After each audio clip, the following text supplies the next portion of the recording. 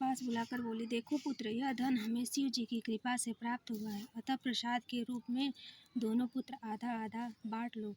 माता का वचन सुन राजपुत्र ने शिव पार्वती का ध्यान किया और बोला, पूज्य, यह धन आपके पुत्र का ही है, मैं इसका अधिकारी नहीं हूँ। मुझे शंकर भगवान और माता पार्वती जब देंगे तब लूँगा।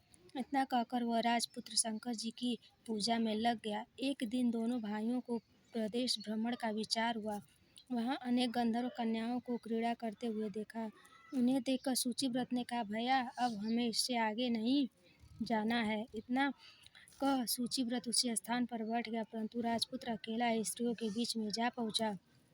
वहाँ एक स्त्री अति सुंदरी राजकुमार को देख मोहित हो गई और राजपुत्र के पास पहुंचकर कहने लगी कि हे सखियों, इस वन के समीप ही जो दूसरा वन है, तुम वहाँ जाकर देखो, भांति भांति के पुष्प खिले हैं, बड़ा सुहावना समय है, उसकी शोभा देखकर आओ। मैं यहाँ पर बैठी हूँ, मेरे पास में बहुत पीड़ा है। ये सुन सब सखी दूसरे वन में चली गईं। वह सुंदरी राजकुमार की ओर देखती रही। इधर राजकुमार भी कामुक दृष्टि से निहारने लगा। युवती बोली, आप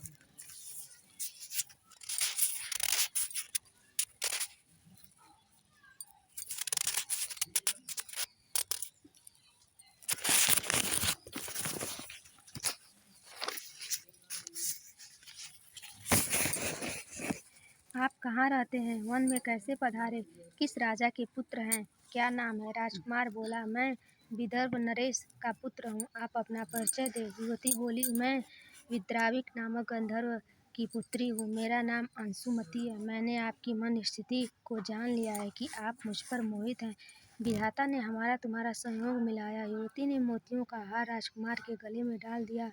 राजकुमार हार स्वीकार करते हुए बोला कि हे भद्रे, मैंने आपका प्रेमोपहार स्वीकार कर लिया है, परंतु मैं निर्धन हूँ। राजकुमार के इस वचन को सुनकर गंधर्व कन्या बोली, मैं जैसा कह चुकी हूँ वैसा ही करूँगी, अब आप अपने घर जाएं। इतना कहकर गंधर्व कन्या सखियों से जा मिली।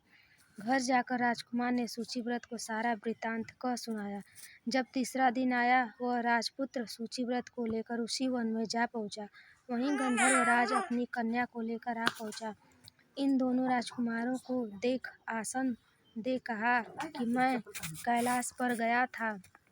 वहाँ शंकर जी ने मुझसे कहा कि धर्मगुप्त नाम का राजपुत्र है, जो इस समय राज्यविहीन है, निर्धन है, मेरा परम भक्त है। हे गंधर्वराज, तुम उसकी सहायता करो। मैं महादेव जी की आज्ञा से इस कन्या को आपके पास लाया हूँ, आप इसका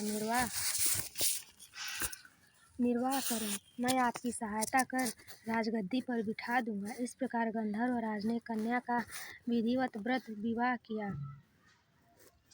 कर दिया। विशेष धन और सुंदर गंधर्व कन्या को पाकर राजपुत्र अति प्रसन्न हुआ। भगवान कृपा से अपने शत्रुओं का दमन करके राज्य का सुख भोगने लगा।